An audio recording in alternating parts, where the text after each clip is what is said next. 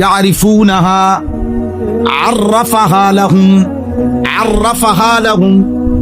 অর্থ হইল কুরআনুল কারীমে আল্লাহ বলছে, আমি আমার বান্দাকে জান্নাতের সমস্ত নিয়ামত দুনিয়ার কোনটার বিনিময়ে কতটুকু আমি একটা একটা করে দেখাইয়া দেব, চিনাইয়া দেব, বলে দেব।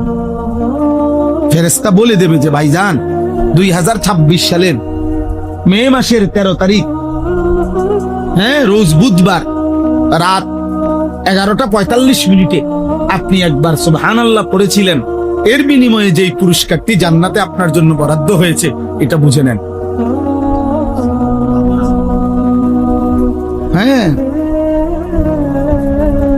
13 তারিখের ফজরের নামাজের বিনিময়ে এটা বুঝে নেন, জোহরের বিনিময়ে বুঝে নেন, আসরের বিনিময়ে বুঝে নেন।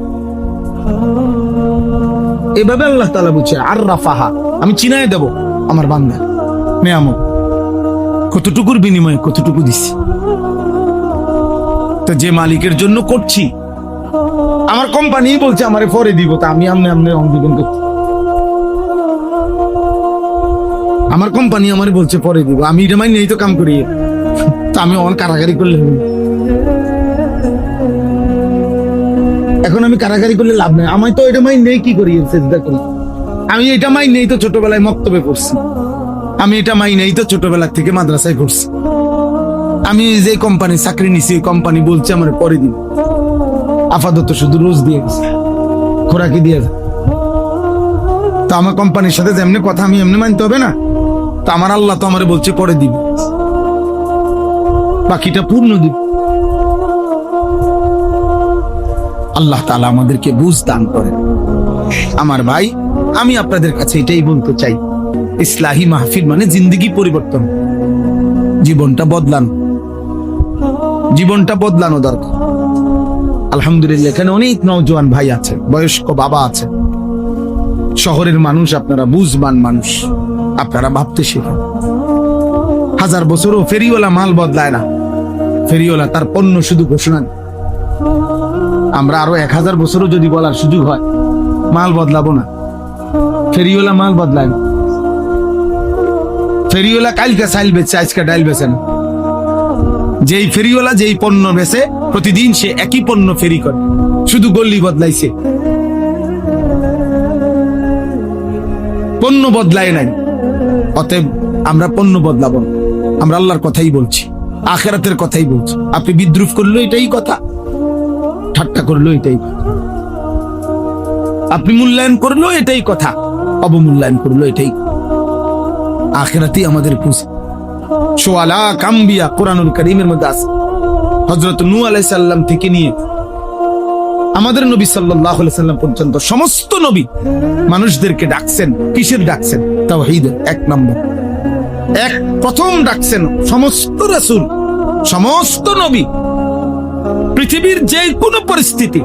দেখেন কুরআনুল কারীম, এটা তো সময়ের ব্যাপার, আপনারা যদি ধরে ধরে বুঝাইতে পারতাম যে কোন জাতি প্রচন্ড ভাবে আপনার ওজনে কম দিত, কোন জাতি সমকামিতা, পুরুষে পুরুষে প্রচন্ড ভাবে অসৎ ঘৃণিত চরিত্রহীনতার কাজ করত, কোন জাতি আপনার মানুষকে জুলুম করত, এরকম অসংখ্য ভিন্ন ভিন্ন ছিল।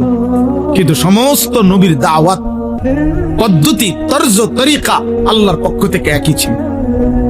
সব নবী প্রথম সমস্ত গুনাহের প্রতিষেধক হিসাবে প্রথম তাওহীদের ঘোষণা দিয়েছেন, লা ইলাহা ইল্লাল্লাহ।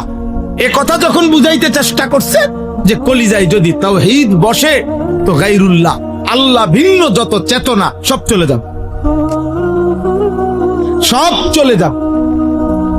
সাহাবায়ে কেরাম যারা কালিমা পড়ছেন, ভিন্ন ভিন্ন পাপ ওনাদের মধ্যে আগে ছিল, কিন্তু যখন কালিমা পড়ছেন, নবী সাল্লাল্লাহু আলাইহি সাল্লামকে সর্বান্তকরণে মেনে নিছেন, পেছনের জিন্দেগি একদম সাফ, পিছনের সব ভুলে গেছেন, পিছনের সব ছেড়ে দিছেন। আর আলাদা আলাদা করে মেহনত করতে হয়নি। কোরআন এটাই বলছে নবীজিকে। এই কোরআনে কারীমে আছে আল্লাহ তাআলা 2টা কথা বলছেন, উতলু মা উহিয়া ইলাইকা মিনাল কিতাব ওয়া আকিমিস সালাহ। হে নবী, আপনি সমস্ত মানুষের সামনে দুই জিনিস পেশ করেন। কয় জিনিস বলেন? এক, কোরআনুল কারীমের তেলাওয়াত। দুই, 5 ওয়াক্ত নামাজ। উতলু মা উহিয়া ইলাইকা মিনাল কিতাব। 1 নাম্বার কোরআনুল কারীমের তেলাওয়াত, 2 নাম্বার ওয়া আকিমিস সালাত, 5 ওয়াক্ত নামাজ। এবার আল্লাহ ওয়াদা দিছে এই দুই ফর্মুলায় কি ফায়দা আসবে।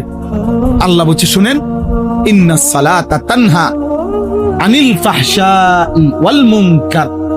এই কায়নাতে, এই মানুষের সমাজে যত অশ্লীলতা, যত গুনাহ, যত বেহায়াপনা আছে, আমি আল্লাহ বললাম কোরআনুল কারীমের তেলাওয়াত আর নামাজ একসাথে সব দূর করে দিই। আলাদা আলাদা প্রেসক্রিপশন নেই।